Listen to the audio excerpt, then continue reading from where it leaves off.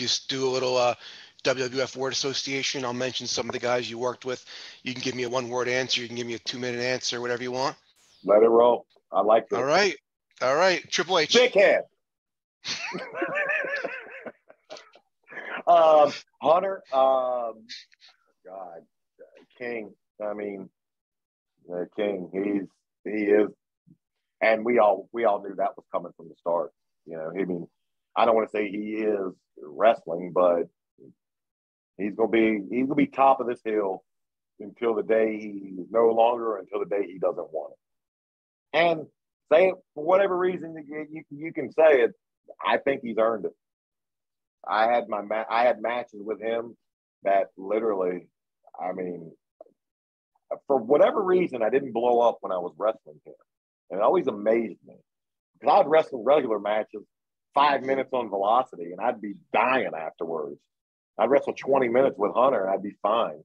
And it just showed me how much of a pro he was. Like, just his, like, he's so good. So, yeah. I always got a lot. I mean, Hunter's another one. I know he hated how I got there. I know it. I know it. You know, but you know, he never really said anything to my face or didn't treat me any different. I saw him not too long ago. And yeah, it's good. It's always good to see him. I'm happy for him. Nice. Batista. Oh my God, I love Dave. Yeah, Dave's so talented, and it's so funny because Dave. Here's a good story for you. Dave, they were bringing him up from OVW, and he was about to do the Reverend gimmick with Devon. So he's riding, and I'm riding with Devon at the time, and he starts riding with us. So we stop at, I forget what restaurant, but a restaurant to eat. And, you know, you realize people are going to, you know, when you're in a town, people know you're going to go eat, so the fans come. So after we go in the restaurant, people are stopping me and Devon getting our autographs afterwards. They don't know who Dave is, so they're bypassing him. Dave looks down at me and goes, "Man, that's so cool. I hope people want my autograph one day." I look at him, I go, "You're going to be just fine, buddy. Like, you're 315 pounds, rock solid, and good looking. You're gonna be all right." That's awesome. No part of me thought he would, you know, be a better actor than he was a wrestler. But I think of all the people that have transitioned from, you know, wrestlers to actors, and this is Rock included, I think Dave's the best. Like, of just pure acting. Like, I think he's actually really good. I watched, like, The Rock had 3 movies back to back on TBS one day, and I realized he's the same character in all of them. God bless him. God bless him for as much money as he's making. But Dave actually, I think, can be like is a good character actor, like really good. Randy Orton. Oh my God, Randy was probably the guy that on my while in the WWE I spent the most time with. Once they split the shows up, Raw and SmackDown, me and Randy rode together, and I mean this was pre like child Randy Orton, like before he had kids, and Randy was nuts. He was crazy, and the kids calmed him down. But man, I have some funny stories with Orton. I had some good times, and I had a lot of times where I was just like, "Oh God, Randy, what are you doing?" But and this is me, my belief, but I think Randy's the best, like probably one of the top 3 ever to do this, like a talent level. I think he's like, and in baseball you have 5 tool players. I think Randy's a 5 tool, talent. He can do everything.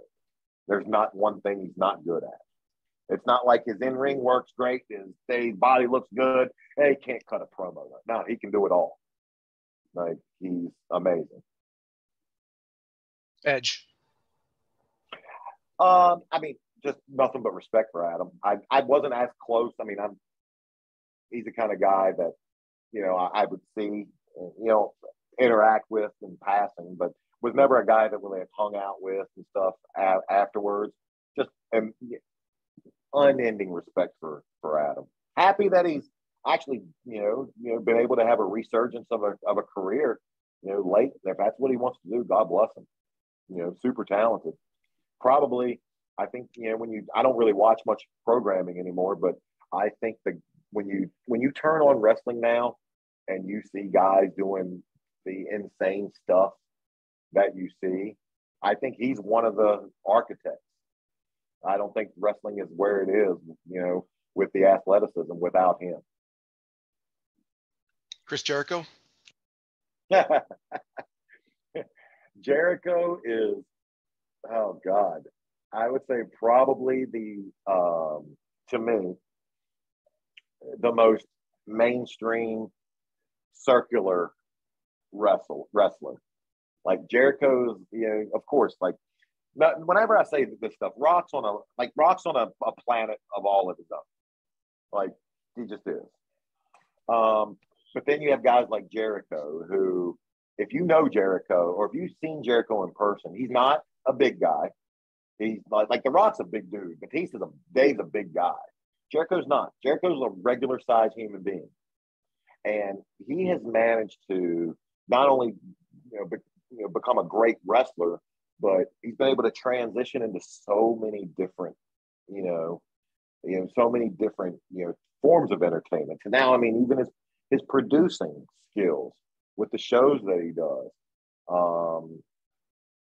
just all encompassing talented.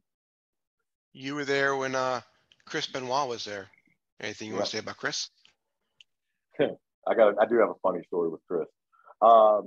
Chris, and whenever I say anything, I can, and I know a lot of people can't, but I can separate the monster from the guy the wrestler that I knew. I think probably technically and in ring work, if you know of a better technical wrestler, I'm all ears. Obviously, what happened with Daniel, what happened with Nancy, unforgivable, unimaginable, and it just is something that destroyed not only 2 lives, but 3 lives, but destroyed any chance of the legacy that his in-ring work would have provided. And it's sad. It's sad that a family was just, because I guarantee you that what wrestling fans think that we lost, is nothing compared to what that family lost when that happened. Now, that said, we went out one night, and I don't know how it happened, because it's not like me and Benoit hung out. Like, I would have been nervous hanging out with Chris all the time, just because he was just intense. Like, he was just intense. But he somehow ended up in my room. Like, he was drunk, and he somehow ends up in my hotel room and on the bed.